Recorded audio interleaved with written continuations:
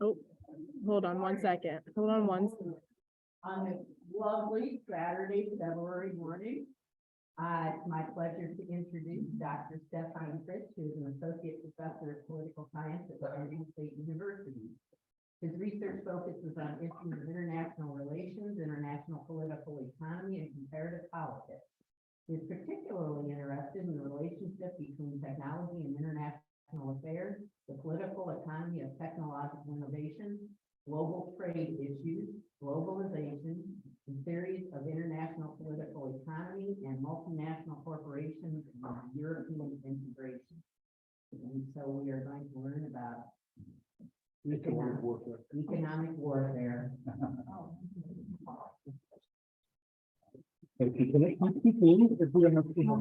Last week you said it was better if you talked straight into it. Okay. Good morning. Thank you so much for having me. Sorry, there's a mouthful of stuff, right, that comes right from the web page. But fundamentally, to make it short, I'm just, as we say in my discipline, I'm doing international relations. So thank you so much for having me again. It's been a while, and it's a lovely place. It's the first for me. So congratulations on the new center. And I'm here today to talk a little bit about economic warfare and sort of how this sort of plays a role in American foreign policy. Yeah, so, jump in here. I hope it's not too small, but as I have heard, it's going to get recorded. And of course, I can also share the PowerPoints if you want that. I'm more than happy to do that. If it's a little too small for you, particularly in the back, I wasn't sure how big the display would be. So, all right. So let's jump right in. What is economic warfare? Fundamentally, it's an attack on an adversary's economy with all tools deemed appropriate. So that's sort of an initial definition. It fundamentally means that the country that engages in economic warfare tries to undermine the adversary's military, political, and social organization.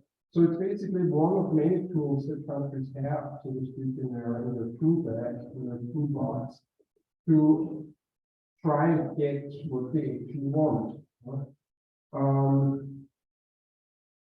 What we often see when countries apply that, and obviously, you know, there's an interest behind that. It is quite often can be regime change. That means we're trying to basically initiate, so to speak, the political change in another country, right, in the adversary's country. Or we also try, so to speak, to do this by pressuring, so to speak, the population. Right? So we're trying to increase, so to speak, economic development, right? In the hope that the population, you know, gets to a point where, you know, they might ask the government to change its policies, right, and its behavior. Okay, so that's sort of so to speak, a very general goal, right, of economic warfare. Now, it's nowadays we actually don't really use that term anymore, economic warfare. What we're actually really often talking about is our embargoes and sanctions. So the terminology as such is not really widely applied anymore. Obviously, we have a million examples for countries engaging in that type of activity. So I just cherry-picked a couple. There are obviously many more. You can go back very far in human history, at least in the written accounts that we have of interstate conflict. The first well-researched one, so to speak, would be the Peloponnesian War. So that's classic Greece, where the Athenians, for example, were implementing basically an economic blockade of Syracuse, a city in Sicily, the colony in Sicily, and then later in the war, when sort of so to speak, the tides have shifted in the favor of Sparta, who was the big opponent. That the Spartans and their allies basically implemented a blockade against Athens, right? And that blockade was then sort of the resulted in the Athenians finally capitulating, right? And coming to the negotiating table, so to speak. So they're very old examples for that, right? We have examples from U.S. history, right? The struggle for independence in the U.S., the British Navy initiated blockades on the eastern seaboard, right? During the Revolutionary War. You can look at World War I, where the French and the British tried to blockade Germany. And that happened actually then again also during World War II, where they basically tried to shut off any kind of the Baltic Sea. Right? So they tried to deprive the opponent of the ability to bring in goods, for example. That was necessary for the war. Another famous example is the Soviet blockade of Berlin in 1938-1939, which Stalin basically tried to pressure the Western Allies in Germany to make concessions. Fundamentally, he wanted them to be gone from Berlin. And of course, the US and the Western Allies resisted that effort and initiated an early that sort of supplied the parts of Berlin that were under Western occupation, were supported for close to a year actually through the U.S. Air Force, right? At this time, the U.S. Air Force was running the necessary troops. And Stalin eventually realized that this is not going to work. People linked, so to speak. And then the last example that I have that's also from the Cold War period is the famous coordinating committee for multilateral export controls. I know this is a very long term. There was an abbreviation for that COCOM. So that was basically an effort by the US and allied powers to strategically control the export of certain sensitive goods that they didn't want to be exported to the Soviet Union and its allies. So things like computers, for example, PCs, but also a wide range of other products that where it wasn't clear how they could be used, right? I mean, we have a lot of products out there that are so-called dual-use goods, so they can be used for civilian or for military purposes. And so a lot of those types of products were tightly controlled. Their export was tightly controlled during the Cold War. And that committee basically operated from roughly the 1953 to until 1994. And it ceased to end of that. So you see, there are many examples for this history. So it's not an uncommon thing to do, right? It's actually quite regularly applied in countries' foreign policy. Okay, we have a wide range of instruments. So we generally talk about economic warfare, but what are really sort of the tools that are used when countries engage in that type of activity? And you see there are very extensive lists. So we'll start with the left side, which are sort of, and those are all overt. I call them overt. That means countries make it clear, right? I mean, it's known to everybody that that's what they do. On the next slide, we'll see covert ways of economic warfare. So, and sort of moving from the left to the right, on the right side, you have the more extreme measures. Okay, so here's this line escalation. So denial of foreign aid and loans, well, that is simply a very classic tool where you basically tell another country, if you don't change your behavior, I'm not going to give you foreign aid, right? Or I'm actually taking the loans away, right? I'm stop lending you money. Then we have the more classic trade embargoes or boycotts, where you basically stop trading with your adversary, or you boycott ports and so on and so on. Asset freezing, that's literally basically a lot of countries hold financial assets abroad in other countries. That could be banks, even central banks. We see that right now, for example, with Russia, right? The Russian central bank has a lot of assets in Western countries, and shortly after after Russia had started attacking the Ukraine, the Western countries moved ahead and sort of froze the assets of the central bank. So that means the federal, the Russian central bank can no longer access those funds.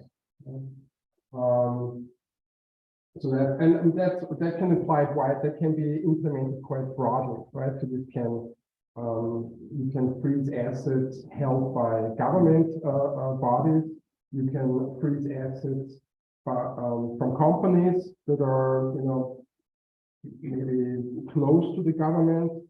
You can freeze assets held by individuals, like oligarchs and so on. Okay, so then obviously that's a pretty clear one, right? You can restrict or ban or stop the export of arms. That's pretty straightforward. You can deny credit. So that means the adversary has no more adversary, has no more access to credit or limited access to credit. And that you can also do by forcing, for example, so-called third parties. So you can, for example, what the US often does is it will pressure banks, even if they're non-American banks, but they do business in the US, right? And so you can pressure those entities to stop lending money, for example, by threatening to basically revoke licenses, right? Or banning them from doing business in the US.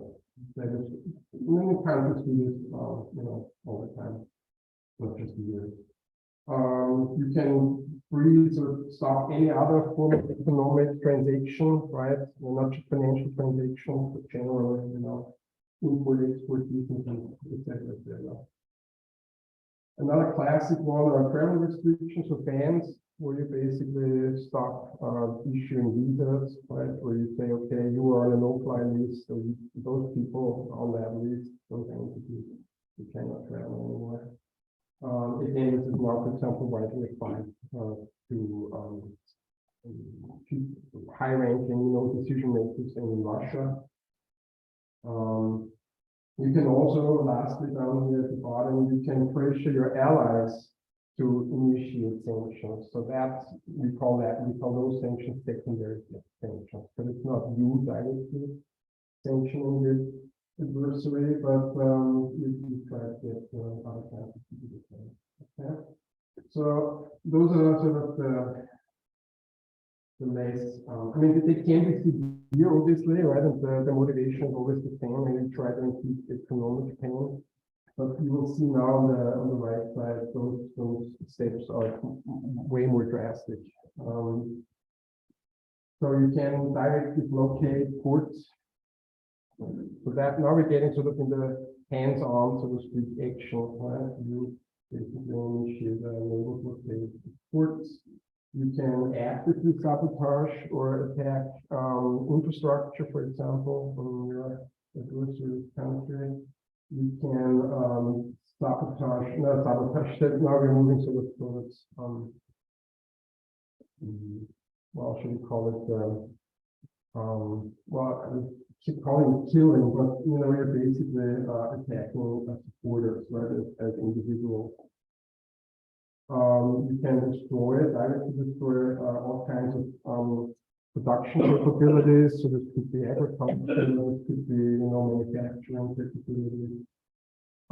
Something that has been in the media a lot because it seems to be becoming much more relevant and widely applied are cyber attacks, cyber espionage. Right? You can sabotage, for example, energy grids, water, right? Everything that's generally deemed critical national infrastructure. So that would sort of fall within that review of cyber attacks. And then, as I said, you can directly but again, these are extreme measures. Yeah, most of it. I mean, and of course, some of that we never hear of, right? I mean, So we are more sort of familiar from media consumption and following this, with what's happening on the left side here. That's sort of, more prominently present in the media. Okay. Oh, sorry. Here we go. So this was all overt, right? Now we are moving into the covert dimension of things. And again, a lot of this now is, of course, in the media quite a bit, especially in our relations with China. But again, this is done widely around the world and in the countries and individuals. Industrial espionage, right? We just try to figure out, we try to collect data that might help your competitiveness in the long run. You might, I have a friend from my wife who's from upstate New York, and a high school buddy who was the CEO of a mid-sized medical equipment manufacturer in upstate New York. They make medical coaches, right? So medical, like MRI things. And he once told me over dinner that, so to speak, one of his biggest mistakes ever was to fulfill an order from China. So because they bought the coach, they brought it to China, they reverse engineered it, and they brought it on the market and beat them on the price. Not on the price, maybe not the quality, right? But the price for sure. So this was a huge drag on, and eventually resulted in him sort of had to sell the company to a larger company, right, to the merge. But he would tell me, I made a big mistake by selling them the actual product, right? And so that would be an example for that. Right? It's actually also an example for the next part, right? Intellectual property theft, right? Where you basically you're using knowledge or you're reverse engineering products without paying license fees. Because usually the way this works is if a company wants to produce something that is already done by another company and the company has a patent on the product or like a piece of software or something like that, then you would start negotiating with the holder of the patent, right? And you would pay a license fee. So if you don't do, or in the medical industry, right, or medical patents, there's only 5 case. So if your company is abroad, for example, you start ripping it off, right, and building narcos, then that represents property theft. You can always try and foment labor unrest or somehow motivate people to strike. That's been done in the past. Counterfeiting currency, right? So you're sabotaging the financial system, the monetary system. You can try bribes. You can do that, right? You develop, so to speak, informants, right? The classic spy story. And something else the countries do quite a bit these days. They compete for talent. So you try to attract, spatially qualified, specialized people, right? And that's global competition. Like you also compete for, particularly industrialized countries, compete for the brightest, right? But then again, this is a dual-edged sword, right? Because you attract people, and then you have to make sure that they actually either stay in the country, work for you, and don't go back, right, with all the knowledge. So that's a constant challenge. Right. So I thought, okay, now this is all abstract as well, and I'm sorry, this is a little hard to see here, but I couldn't sort of get it any larger. So I thought it might be just helpful to look at some data, right? This is all very abstract. So I can turn around a little bit too, so I can see that better. This is, those are basically UN Security Council mandated sanctions, right? So that table shows you the number of sanctions from 1950 to 2019, right? And it's split into, or divided into the different types of sanctions, like the travel sanctions, financial, military, arms embargoes, trade embargoes, okay? I think the most important thing to take away from that is that they're simply going up, right? The number has increased dramatically, right? So it's becoming a more commonly applied tool, even by the Security Council, which, you know, it's the Security Council is, you know, when they all agree on something, particularly the permanent five countries, the US, Russia, France, Great Britain, and China, then, you know, they can get things done. So, but generally, I think this is an indicator of the growing importance of this type of negative incentive. So that's now more specifically, now we're moving more specifically, now we're looking at the US actually. That is data from the US Treasury, more specifically the Office for Foreign Assets Control. So the Treasury has a particular division basically that deals with these types of questions, like foreign assets in the US. And what you see here is that goes from basically 2000 to 2021. I mean, it's a dramatic increase, right, in sanctions. And those are individual measures, right? I mean, currently for 2021, they had 9,421 individual sanctions, right? All countries, companies, individuals, right? That is a very high number actually of sanctions. Sanctions measures. It's becoming really it's widely applied now. That's sort of, again, that's those are US sanctions, those are the top sort of targets in terms of countries.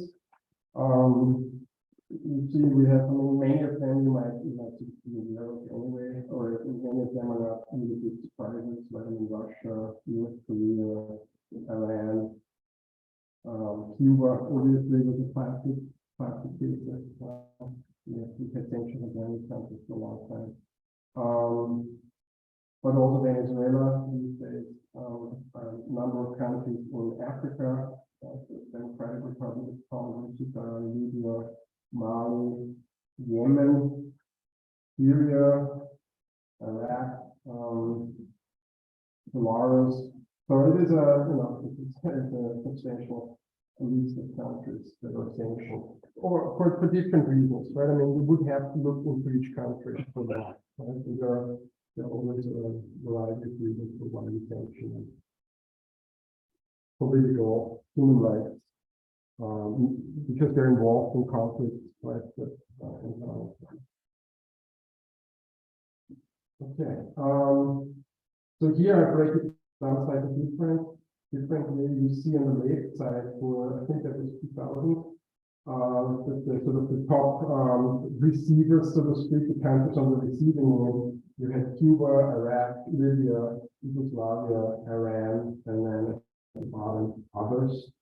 So 2000 obviously, for obvious reasons, but Iraq, and Yugoslavia also after the wars on the Balkans. We were particularly sanctioning Serbia.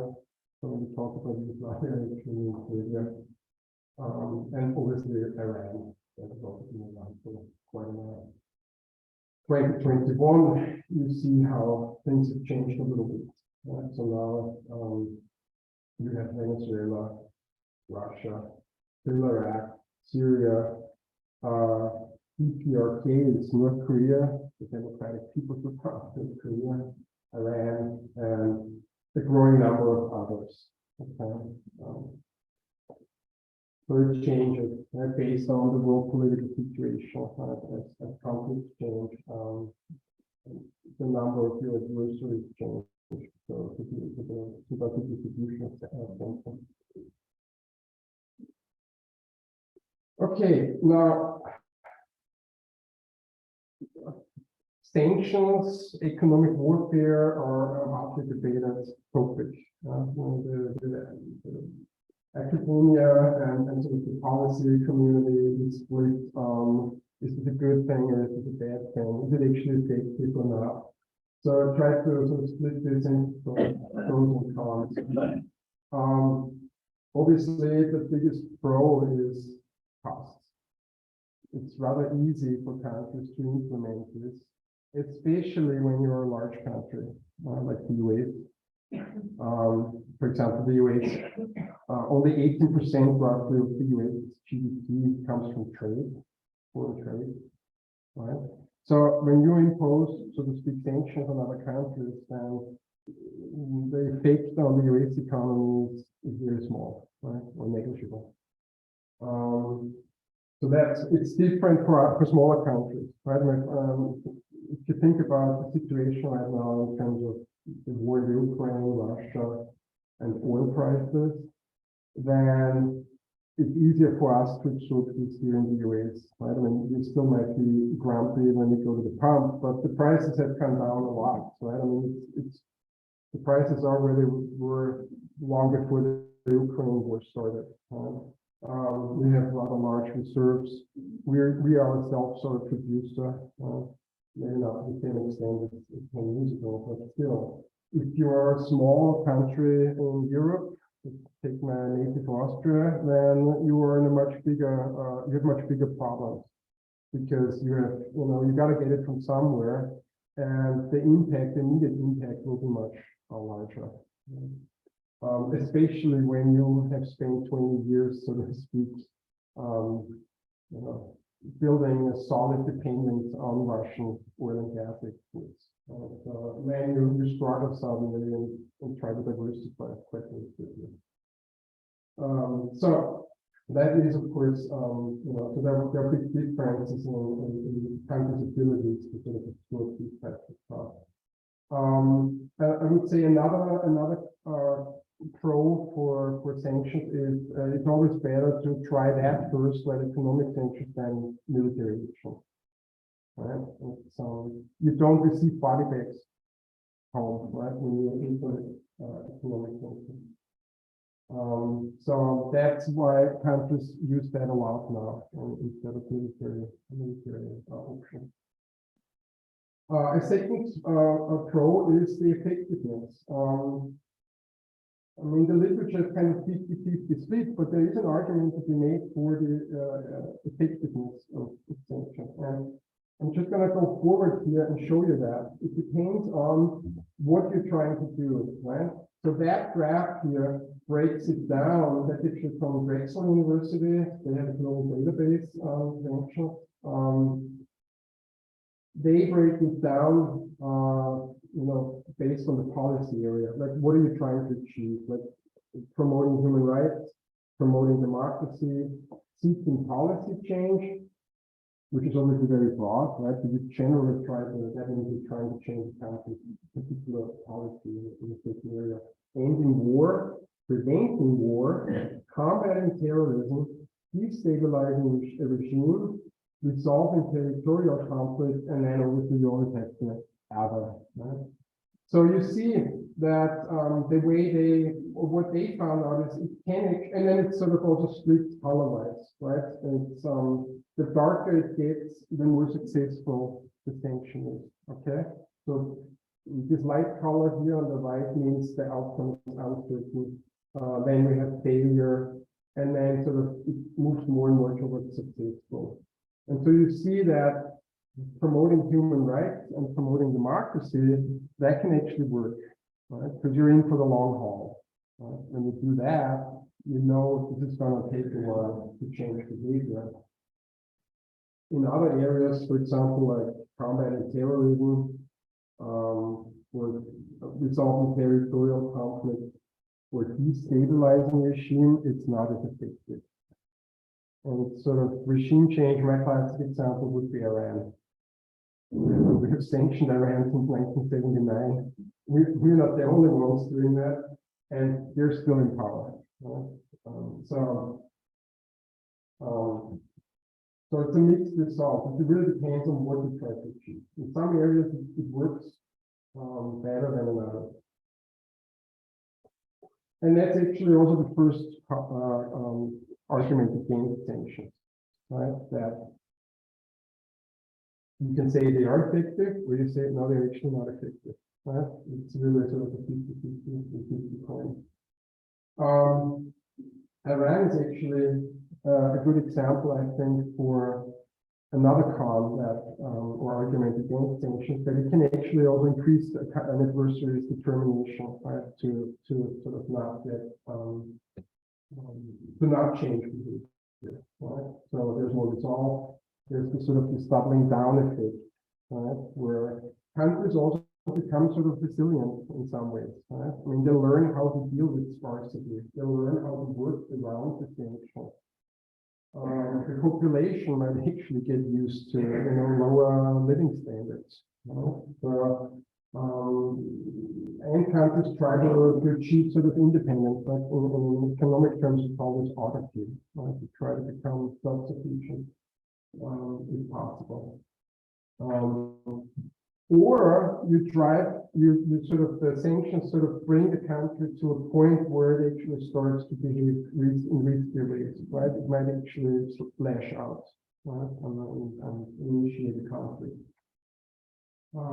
So, it's a dual-edged sword. As I said, sanctions can be circumvented.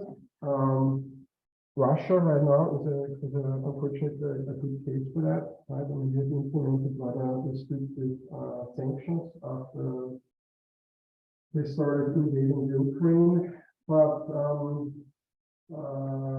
it hasn't yet had the intended effect. And I'll actually have a slide on that coming up. There is an argument to be made. A lot of sort of people that look or deal with the ethics of foreign policy are saying, well, what you really do, what you really do when you impose sanctions, you're inflicting sometimes quite traumatic pain on the civilian population. So is this morally justifiable? Because the elite is, well, they're struggling, right, to keep it together, so to speak. But they still get to eat, right? So the people on the streets, right, the normal people, they suffer, and quite often it doesn't result in them starting an uprising or a revolution, right? What you rather see is, well, they're so occupied with securing daily survival that there's no time or energy, to think about changing things on a larger scale. And then the last concern that is brought up here is the constitutional concerns, right? So, and that's based on historic examples, like, for example, Iran-Contra. Anybody still remember Iran-Contra scandal? It becomes very easy for executive branches to impose economic sanctions because it's sort of not as high profile as starting military action. And so there's often concern that we lack a little bit congressional oversight, for example. But it's not such a big deal. It sort of works behind the scenes and stealthily, so to speak, and so from a democratic standpoint, democratic control, right? We would actually, and we have seen this in the US as a result of these types of scandals. We have seen more organizational insight being implemented. But still, it's just so easy, right? Or relatively easy. The threshold for implementing sanctions is just lower. Okay, so now I have to go forward. So let's briefly look at one example, right? To sort of highlight these challenges that we face when we implement sanctions against other countries. So actually, Russia is the obvious case right now. We had a public discussion last spring, just right after the invasion began, and so I sort of I looked into this, right, and I sort of kept trying to keep up with it. And initially it sounded very impressive, right? I mean, we were sort of all thinking, well, there must be economic consequences, right? I mean, this is meant to inflict pain. Russian banks were excluded from SWIFT, which is sort of the largest, not the only one, but the largest international sort of interbank payment system, right? That's the system to which I think close to 50% of all transactions between banks are done globally. And so we excluded most of the Russian banks were thrown out of the system. Right? We froze Russian central bank assets. We imposed financial sanctions on oligarchs, on members of the Duma, which is the parliament in Russia. We decision makers, etc., right? We had export bans, right? No more computers, chips, etc., etc. A lot of high-tech stuff that Russia needs to keep its economy running. Actually, have been banned and no longer exported. Trade bans, so we no longer, many countries no longer import Russian oil and gas. The Russians would love to continue selling gas, right, and oil, but a number of countries, about 45 countries, have stopped the import of Russian oil and gas. We closed this airspace. It was symbolic, right? We excluded Russian national teams from all kinds of competitions, right? It's sort of the symbolic stuff. The painful one from the academic speaking, obviously, is the cancellation of cultural, educational, academic, and scientific collaborations, right? I mean, if people are now, so to speak, these relationships are suspended, right? And then lastly, a lot of foreign companies simply said, okay, we're exiting Russia, right? We're sort of stopping doing business there. Prominent cases are obviously McDonald's, right? IKEA, right? But also a lot of gas companies, right? So that exiting, and that's probably the bigger problem for Russia in the long run. Like when BP or Shell are exiting the country, because they rely on those companies to keep the work flowing, maintain the systems, etc. So, what has been the effect of this? Most estimates put the GDP declines of gross domestic product in Russia for 2022 between 4 and 8%. Well, yeah, it's quite a bit, but it's not devastating. Inflation is about 15%. So probably double what we have right now, right? But in our case, it's actually coming down. The ruble has lost 50% of its value. So when you look at this here, initially after the invasion, it actually went up. But it was because the Russian central bank was trying to intervene, right, to keep the value up. But obviously, no central bank that kind of has those kinds of resources to keep that going. So it's lost a lot of value. The oil exports are actually up, but the revenue is down. So in other words, the Russians, instead of exporting a lot of their oil to Europe, Western Europe, are now exporting the oil to India, China, and a number of other countries around the world at a huge discount. China is happy, India is happy. We get it pretty cheaply right now. So, on the other hand, the European countries have to sort of scramble and figure out how to supply themselves, and it has resulted in a diversification. I mean, obviously, the Americans, we started providing them with liquefied gas. The Germans, in a very short time, came up with the adequate port infrastructure, right, to dock their ships from the States. It has accelerated the energy transition in many countries. It's actually been a boom for renewable energy. We even see sort of discussions now about a revival of nuclear energy, because a lot of countries were, so to speak, on the way out. The Germans were shutting down, had a couple of nuclear power plants still running. Now they're extending the lifetime, they're trying to squeeze a couple more years out of those power plants, which they originally planned to shut down like now.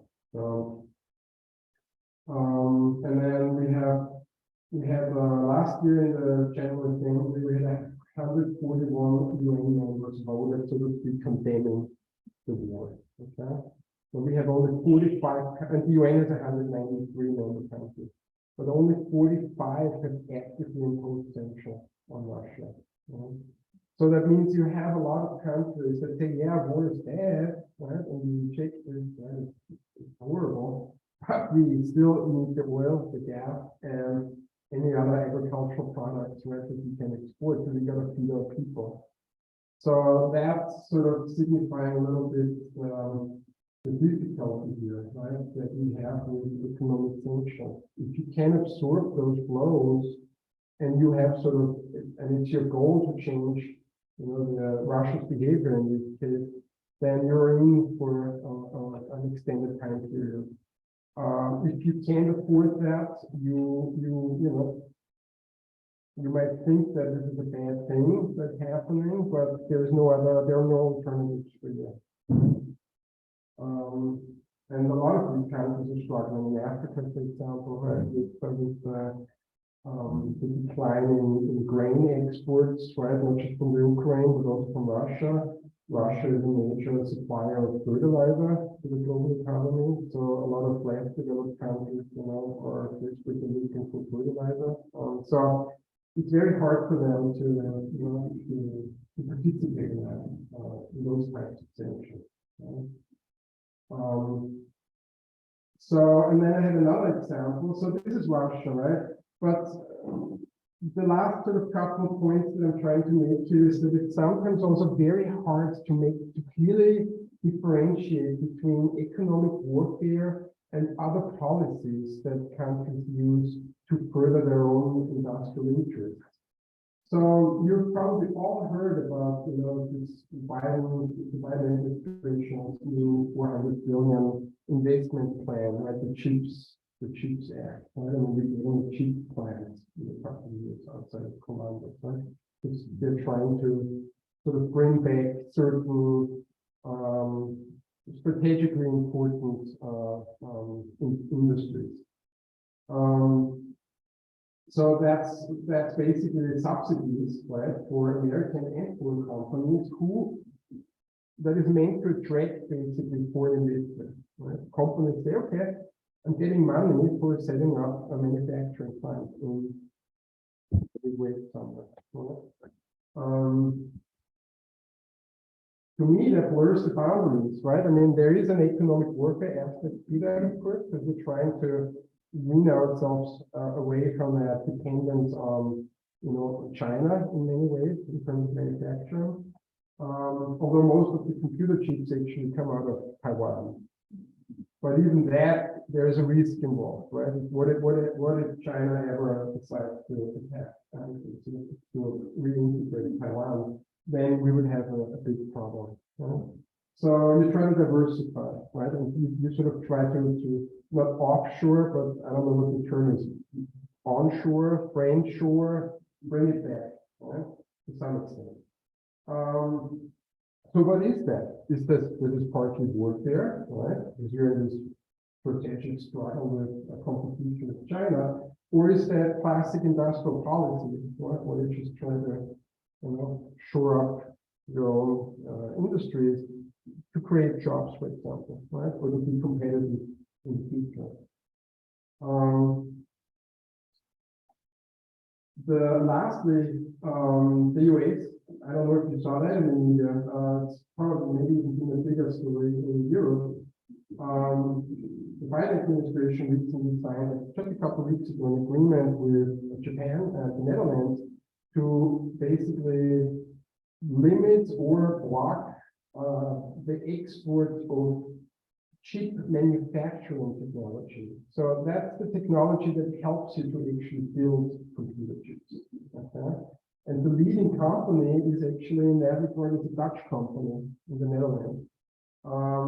They had lengthy negotiations right? But ultimately, we were able to convince the Netherlands that this was necessary, right? To prevent China from, you know, catching up, so to speak, with particularly American, the most advanced generation. Right? So now these two countries are aligned with the US in that regard, right? That we limit not all manufacturing technology, but the most advanced one, right? Because you know that we're in a race to make the chips smaller, more powerful. So you want to cut them off from the most advanced to the last, the latest cutting edge technology. Right? Not the technology that's in our microwave or something like that, right? But the one that's going to be in the computer, self-driving cars, AI related stuff. Yeah? So again, what is that, right? This is outright economic warfare, right? Or we can't really change China's behavior that way, right? But we can certainly cut them off from, you know, that technology to sort of keep them at bay economically speaking. I think that's sort of what I tried to show you a little bit. Sometimes can also get very blurry. Not really acceptable. Thank you, exactly. And I think that with that, I've already taken up way too much of the time. But I think that's all I had. If there are questions, we're happy to. I just want to make a few comments. One example is the United States has had an economic sanctions blockade against Cuba for years. And the main reason it doesn't work is that our allies, Mexico, Canada, many European countries, don't really support that. So it's not been effective at all. Obviously, got to get rid of that. On the other hand, the South American, the South African sanctions against the regime work very effectively for the opposite reasons that most of the world supported. Absolutely. So those are examples. A really negative example would be the European sanctions against Germany after World War I, which indirectly led to World War II, and also sanctions against limitations against the Japanese in East Asia before World War II, trying to limit their economic expansion, which again indirectly led to their aggression. Right. Thank you so much. It is a great example. I think it feeds into this sort of, you know, sometimes they work, sometimes they don't, sometimes they achieve the opposite, right? So it's this additional result, right? You mentioned that Syria is now one of the countries that we are sanctioning, and they just experienced that big earthquake. How do the sanctions apply to humanitarian aid going to Turkey and Syria? Well, if we can get it here, I mean,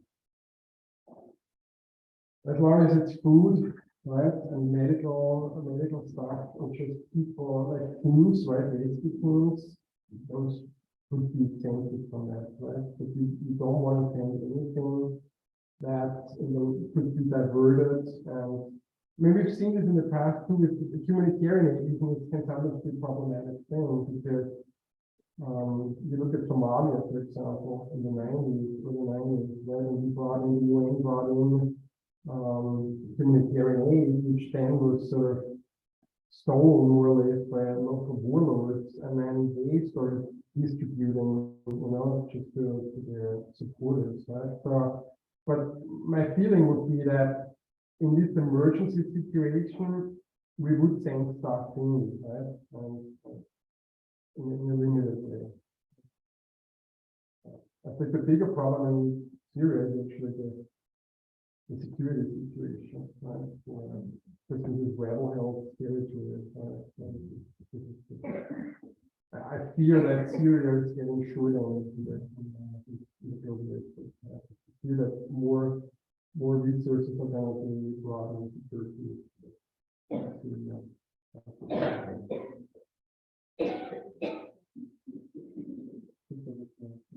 I read that 40% of our containers coming into the US are from China.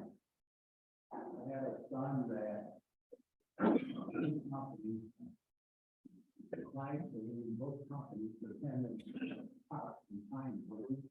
Our everyday lives, clothes and everything made in China. Can we afford to do any kind of economic or trade with any kind of war with China? Yes, this is a very good question. There's a big sort of, there's a big dilemma involved, right? Our economies are sort of really entangled with each other in many ways. And obviously this was in many ways intentional, right? Because for a long time we thought, oh, if we just let the Chinese sort of integrate themselves in the global economy, that, there's this classic liberal economic argument that raises living standards, and then, eventually the people will want to have democracy, right? And so there was always this argument, you call it the peace through trade argument, right? That would sort of result in the slow transformation in China. So keeping that in mind, right? There's a lot of back and forth between the two countries, right? I mean, it's kind of like really a love-hate relationship at this point. We know we need each other, but we also want to keep China at bay, right? Because we don't want them to catch up. I mean, I always show students, data where you break all these impressive numbers down on a per capita basis, right? Because you read, okay, China's economy is almost as large as the US economy, right, in terms of GDP. But when you break it down, you have to keep in mind there's 1.4 billion people, right? And so it looks much less impressive once you break it down on a per capita basis. So I think a lot of that struggle that we see these days is really about sort of what's coming next in terms of technology. Right? We want to basically stay ahead of this, because that's where, not just the technological futures, but that's where we assume that the high-paying jobs will be in the future. I don't think that textiles are going to come back. I also don't think that my son's matchbox cars, are ever going to get competed in the US. When you look at matchbox cars from the 70s, they actually were still made in the US. Right? Then at some point, I don't know when, it's reached, right? So that kind of stuff, I think, would not come back. And I also would argue that it makes no sense to bring that back, right? Because a lot of the reasons those jobs were outsourced in the first place was because of low capacity, right? Money. And nobody here wants to pay $30 for a T-shirt, right? Just because it's made in the US. So I think that mutual dependence, as your son observed, that creates a lot of friction, right? Because we're also competing, but it also, to some extent, keeps everyone in check, right? So there's an argument to be made for this mutual dependence. I think it's actually more than 40% of our containers that come in, but that's the reality of the global economy nowadays, right? That everything is so interconnected that it's fundamentally impossible to achieve true artistry, right? Self-sufficiency. I think it's almost impossible.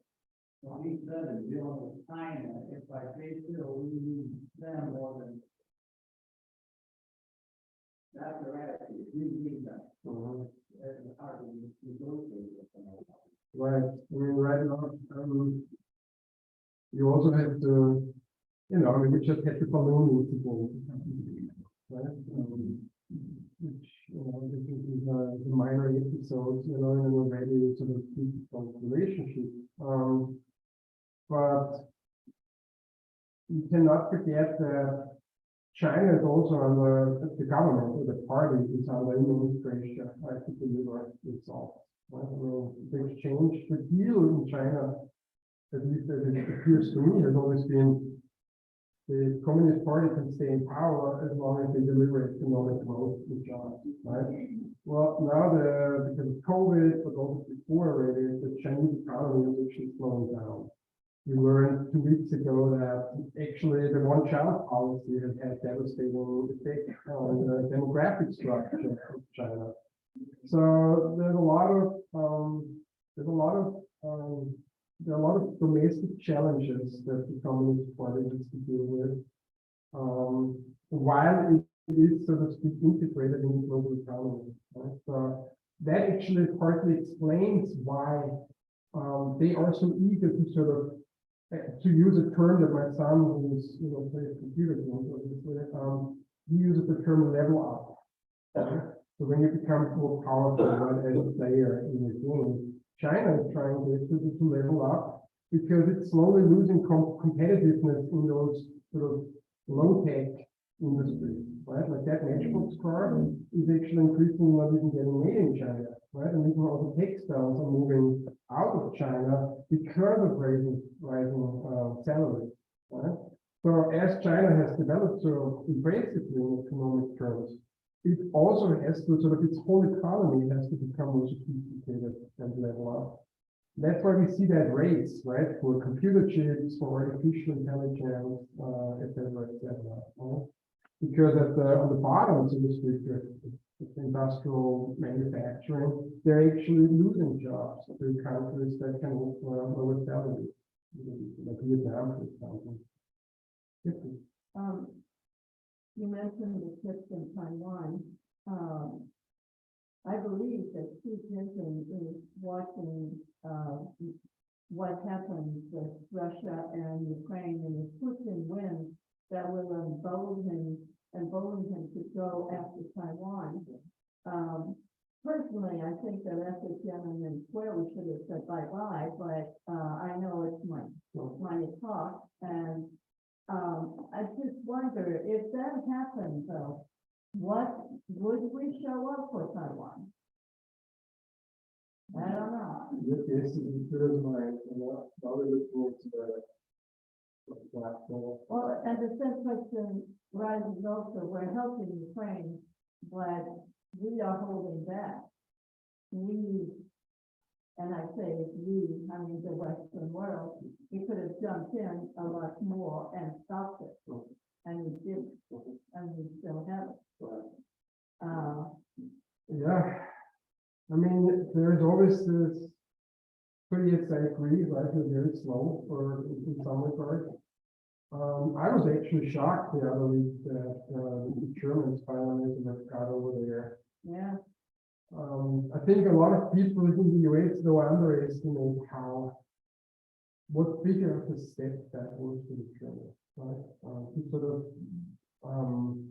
That was one of sort of the pillars of German sort of self-understanding after 1945, that military violence is not an option, right? After World War II and the Holocaust, the Germans really sort of, similar to Japan actually, right? Really sort of turned itself into what we call in civilian power, right? It's all about trade, the rule of law, multilateral, international organizations, whatnot. European integration prominently, right?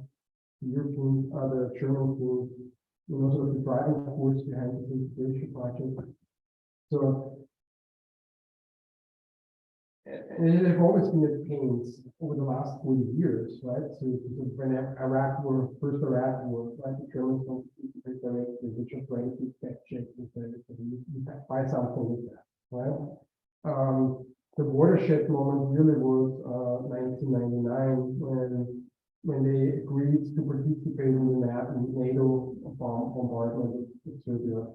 That was that was an incredible, it almost ripped the coalition apart.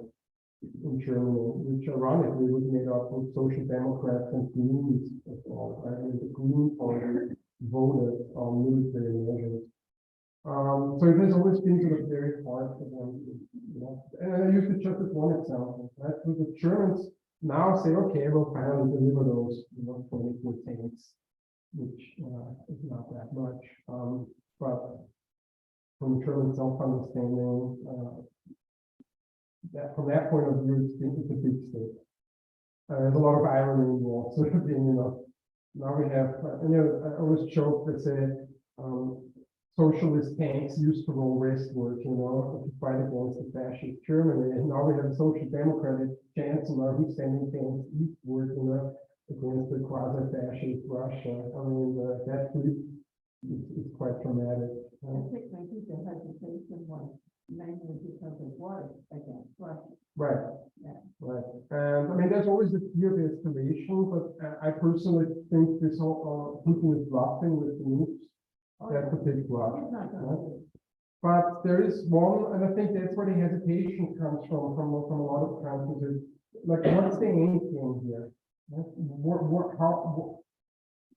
Are we supporting the Ukrainians to like literally gain all the territory back that they lost, including the Crimean Peninsula? Is that the end game that we want to that's the final goal? That's certainly the Ukrainians' goal. But I think the Germans have one point in that they're asking the question, well, where are we going with this? Right? There have been rumors that a lot of European countries, because I can tell you from personal experience, a lot of my friends based in Europe, they're not very bellicose, you know, they're not like, oh yeah, the Ukrainians, they have to win all the territory. No, a lot of people say, just, you know, get the Russians, hold them off, you know, tire them out, get them to the negotiating table and figure out a compromise so we can move on. You know? I think realistically, Ukraine is going to lose some territory. And at some point, they should negotiate and say, okay, you come this far, stop it, and we're done. Because the longer it goes, the more Ukraine is being destroyed. Right. I mean, they're raising that. Right. Well, but then again, what is Putin going to do, right? I mean, if he came in, I mean, obviously it's not a special operation anymore. How is he going to get out of this without losing face, right? And without actually staying in power? That's the He big wants question. Ukraine in a few more. It's not done. If I were a Baltic country, like I would certainly be concerned. Yeah. So I don't know, right? I mean, we sort of, we're now in sort of a phase where the war has sort of, it has a lot of World War I kind of feel to it. Right? I mean, right now, the Russians are throwing a lot of manpower into it. But Well, a lot of Russians are leaving Russia also. if they still can, And yes, then the fighting name says, Yeah. bye-bye. yes. That's a So big brain also. that has already So, happened. Yeah. Yeah. So these are all things, you know, that sort of feed into this, Yeah. you know, and, in the long run, plus, you know, you're really a pariah. You know, you've lost every sort of stand in the world. And I feel bad for the Russians themselves, and I don't mean Putin's, Right. people, but, for the normal Russians, they're being hit very hard. And those who have fled are not very welcome. Oh, you're a Russian, you know, so it's very hard for them to. Yes. Thanks for this insightful presentation. Recently, the United States government decided to open 5 military bases on top of the 4 that are open there in the Philippines. And it is an agreement between the U.S. government and Marcos States government, who, by the way, is the settlement detail. So this is obviously an effort to create sort of threat on China over Taiwan. It is obviously a military kind of threat. So I wonder whether economic warfare in the form of sanctions, or I mean, you have given us a lot of examples of how economic warfare can take different shapes and forms. And I wonder whether this economic warfare is also aided by some military warfare. Like as a supplement? As a supplement. Yeah, I agree. I thought this is almost like a dual track strategy, right? So you try to, all those military bases, yeah, I mean, they add to the presence, right? The US presence, there's really a signal to China. We're there watching you, but I would argue just as much that the Chinese, that was the Chinese intention for me. So it is a back and forth, but I agree with you that these are two sides of the same medal. The military and the economic aspects to that competition. As we expect, right, from a superpower that gets challenged by, sort of an up and coming. I'm still not clear, really. I don't know. I haven't made up my mind if the Chinese really want to be sort of a global power. Right? If they aspire to sort of a truly hegemonic position of the US, or it's always been there for a while.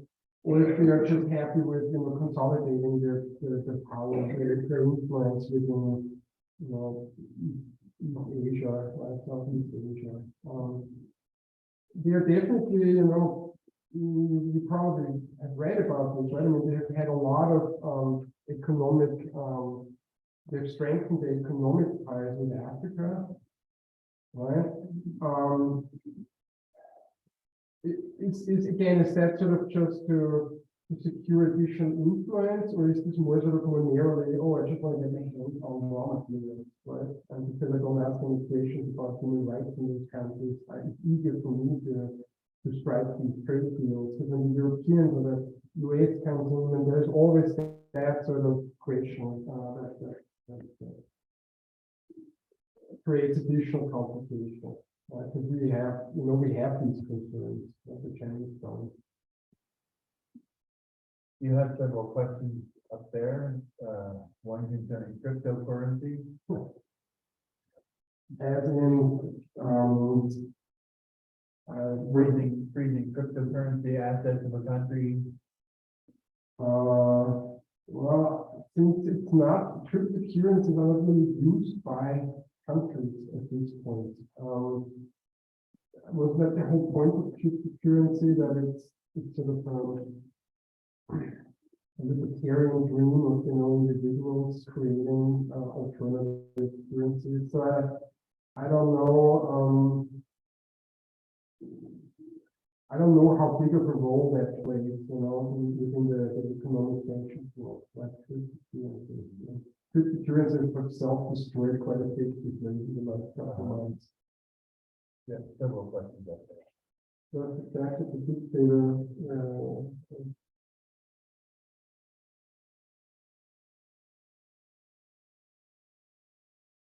well, again, you have to be careful. I mean, the sanctions are, what's the point of sanctions? I mean, obviously Putin himself has been sanctioned, as I think is part of the ruling elite. But economic sanctions sort of affect the larger population. Right? So there's always this hope implied that you change behavior on the ground, or demands on the ground, directed at the ruling elite. But as we have seen, there hasn't been widespread protests in Russia at this point. You have an opinion on who blew up the Nord Stream pipeline? Well, from everything I have read, most people assume it was Russia or Russian foxes or whatever, but I've also come across, I can't give you a definitive answer on it. There was, wasn't there a news item yesterday or 2 days ago? There's one journalist in the US that claims that he has evidence that it was actually done by the US government. US government, which I don't know whether this is because the gas already stopped flowing anyway. After the explosion happened, after the embargo had set in. So I don't know if just somebody wanted to make sure that it wasn't going to flow again in the future. I can't give you the definitive answer on that. Gentlemen. Do you think that eventually we're gonna go away from the economic warfare with military and energy, and we'll get down to basics like food and water As a cause for as a means of warfare? Seems like if half of Africa is starving, who can feed them is gonna win them over. And I think the majority of our exports today, our agricultural exports, are to China. And with the fear of losing that customer, we might be able to feed the world, but not the world, but part of it. And it becomes an economic war of food and water. I share that concern. When we look at sort of research that sort of is concerned with sort of looking into the future, right? But sort of if we assume that climate change does impact water resources, for example, or natural resources more broadly speaking, then there are models out there that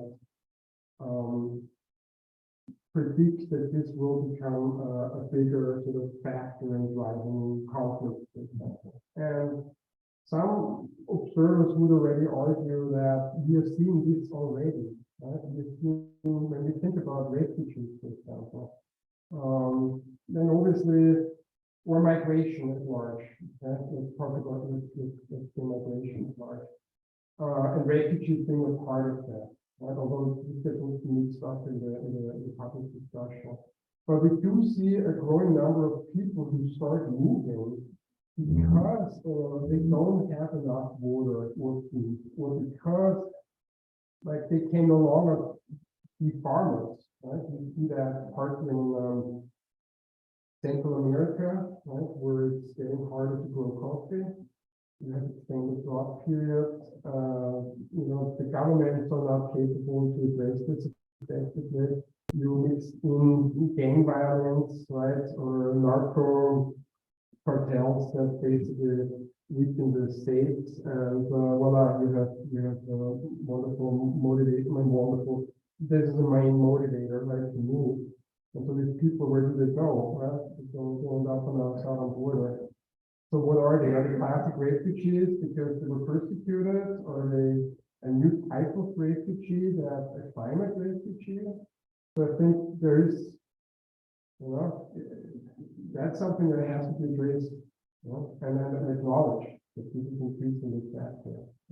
Or if you live on the Pacific Island, it's about to disappear because of rising sea level. Well, look at Pakistan, like sunlight, 1/3 of it was underwater, and if Bangladesh was in 10 years, 60 million people will be in the water. They have to go something. So, I mean, these are whole new.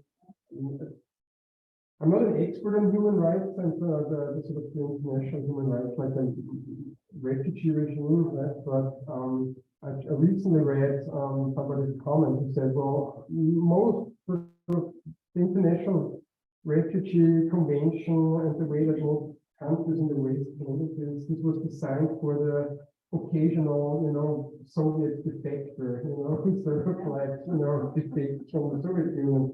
It wasn't designed for millions and millions of people who are on the move and seek refuge for some reason in other parts of the world. So I think there is a lot more work to be done. That's why I keep coming. People, why people are willing to undergo what they have to come here, what's behind them is worse than what's behind. So that's why I keep coming. I agree with you.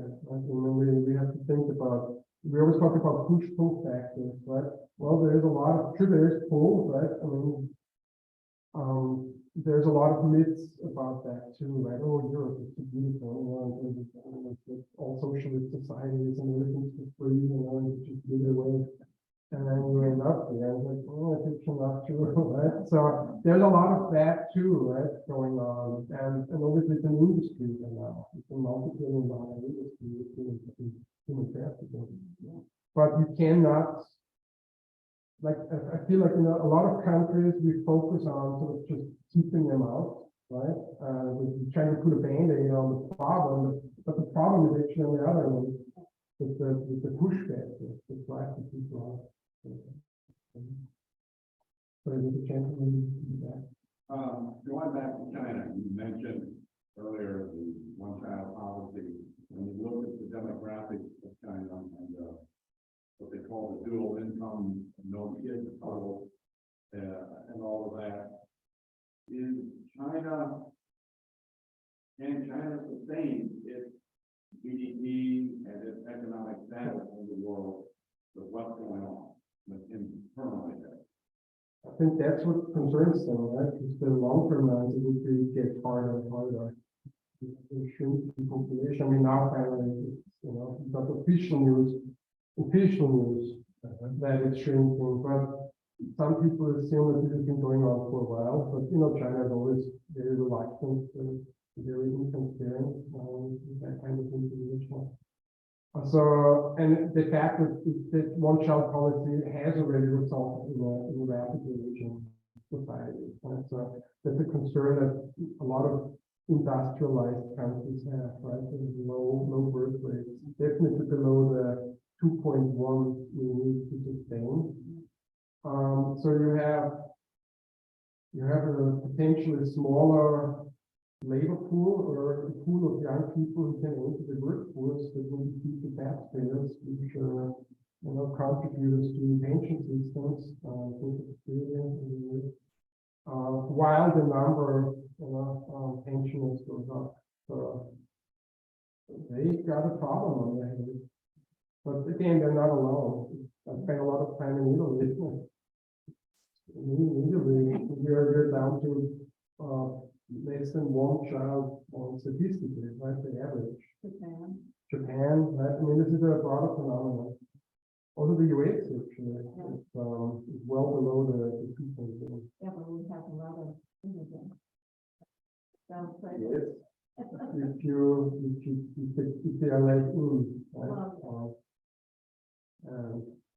Yeah, but that I mean, we could also discuss sort of the necessary that we have to overhaul the legal system. Really hard to, I just read the last major reform on the voluntary. The last time we really systematically overhauled the immigration system. Yes, How does the monopoly of certain natural resources like rare earth materials affect the ability of some nations to sanction exportation? that's a very good question.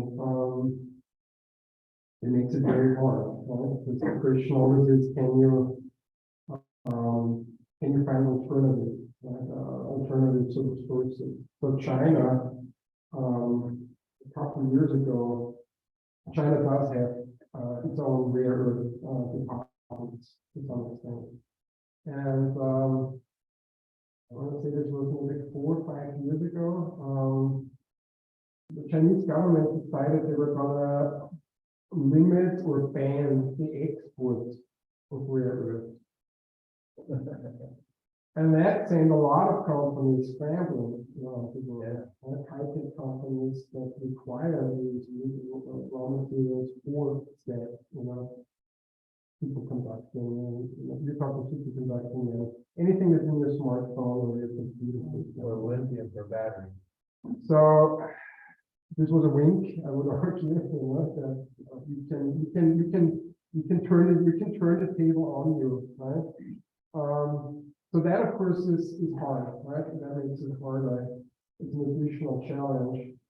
But, and that partly might explain this, it's been termed the scramble 2.0 for Africa, right? They're all sort of pilgrimages to Africa, partly with that question, can we secure and diversify our supply?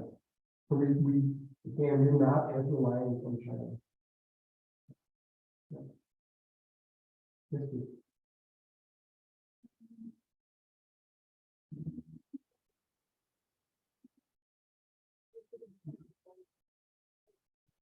I think that is really, the government, that is the government, applying sanctions, in order to deny, human rights or human democracy or human origin to off.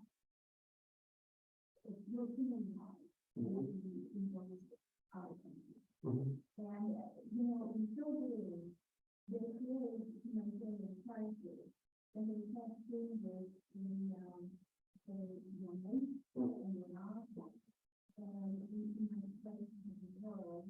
And so there is a conflict there between the reasons why they find the sanctions and the consequences that are going forward. And in the Western world, and I think especially in Europe, you can say so, I mean, there's a bit of impact on the government. So how do government absorb that really the cost? That uncertainty. And that is also the kind of society. We want to be by the person who is the United States, emergency and or violations or if you get in competition with the human policy, and then all of the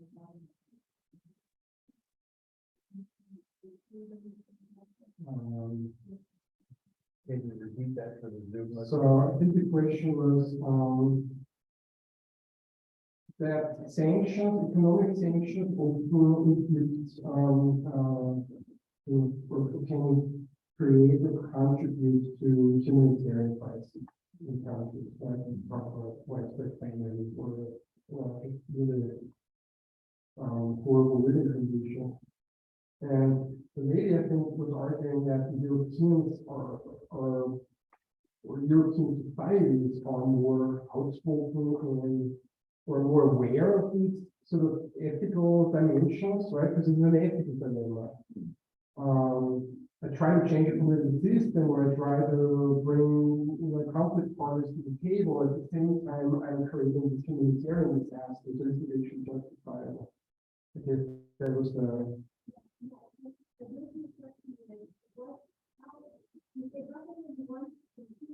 Right.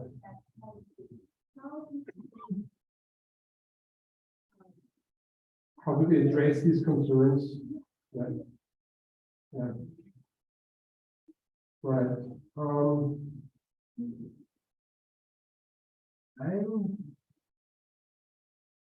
I'm not sure if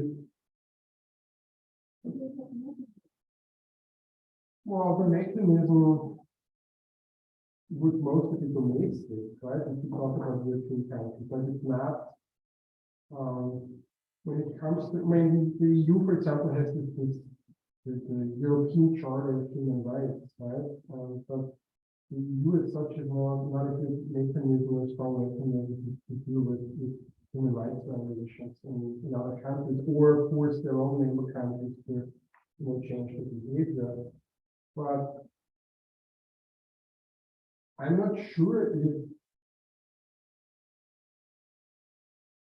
like, I can't, when I look at my own, like, native country, like Austria, I'm not sure if the people are so much more concerned with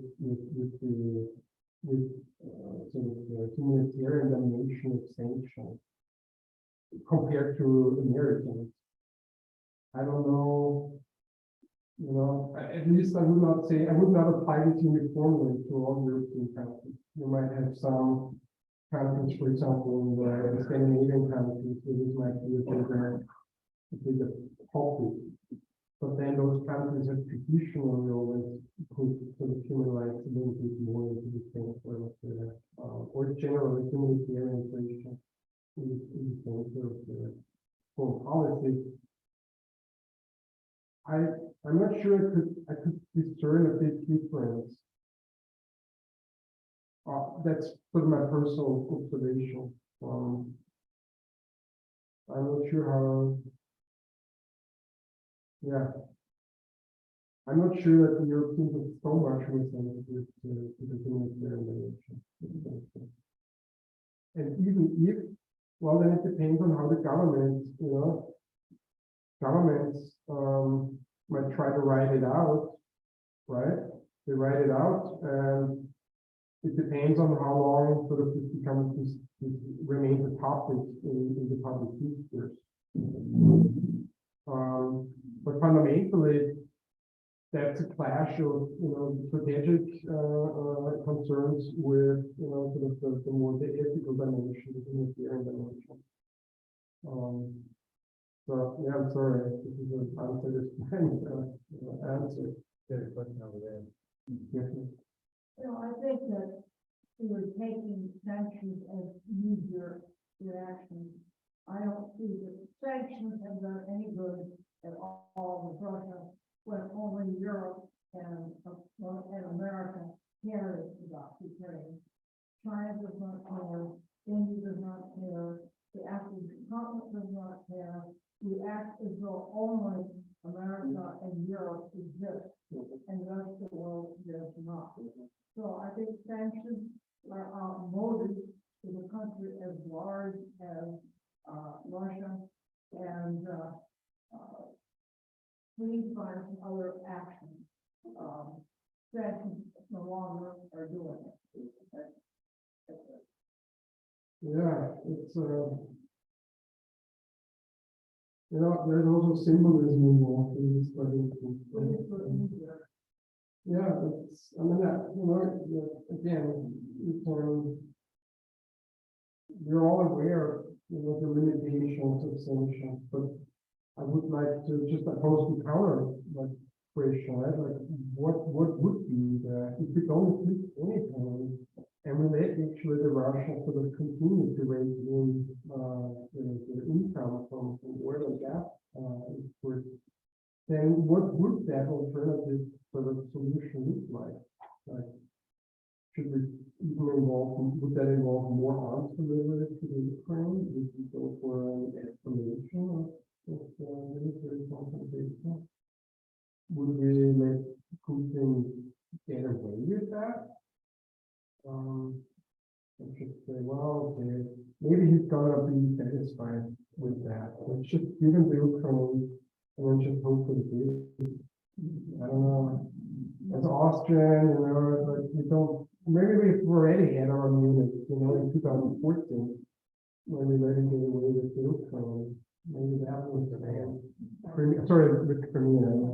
I mean, that was a very lukewarm, we slapped him with some sanctions, but fundamentally, I think the message he got from that was, oh, that can actually work. I can get away with that. So, yeah, you see, we're sort of now in the center of the hard discussion. Well, of course, the sanctions don't always work, but you have to start there. Before I sent GIs, soldiers, let's see how far we get with that. I mean, obviously the Ukrainians have done much better than we all anticipated, right? If you asked us 2 2 years ago, we would have said, well, of course it's marching through. But now we know that the Russian army is not very good. Yes, sir. Some of the same people who criticize Obama for his lack of backbone during the invasion of Crimea are the same ones who criticize Biden for standing up. And what this discussion today has done for me is at least tell me that I don't know as much about this as Stefan. There are a lot more conversations than the simple thinking that seems to be going on. Well, thank you. I think this is a compliment. But I hope, I mean, that's the point, that it seems sometimes, I mean, even to the, maybe a more informed observer, right, who does this on a regular basis, I mean, you also stretch your hands, I mean, you try to understand this. I think what becomes clear once you start thinking about this, that the classic academic response is so much more complex than, what we generally do. Thank you for your time and your insight. Thank you. So I have no final, this is, can't we, this is, I mean, you have a game plan, right? I mean, you think you have a game plan, and then you have to wait and see what happens. I mean, at this point, we're at a stage where, you've made offers to Putin, and obviously he has refuted those offers, right? Because he's not at the point yet where he fundamentally can't give up. Like the moment he gives up, he's history. Right? Yeah. And you never know what's coming after him. Right? I just had discussions with some colleagues in the department which are playing around a little bit. So what's going to happen, right? And well, let's assume Putin does disappear for some reason, right? Or he gets replaced. Then the next person is exactly the same problem, right? Do they continue the war? Do they find a solution? Negotiate for some settlement? Then can they negotiate without losing face? I mean, do they get something or anything out of this whole thing? Because if they fall back to the original lines, right, the border lines of the Ukraine, then this was really all for nothing. And so even if that person brings the war somehow to a diplomatic end, they will still gonna get punished domestically in the next election, for example, for being the loser or something. And so, there's just a lot of moving variables, and you don't know. I have absolutely no idea who would be a suitable successor to Putin. Right now, there's this Wagner, the CEO of Wagner mercenary group, that gets sort of played up a lot in the media. But you don't know, right, what the system will produce, right?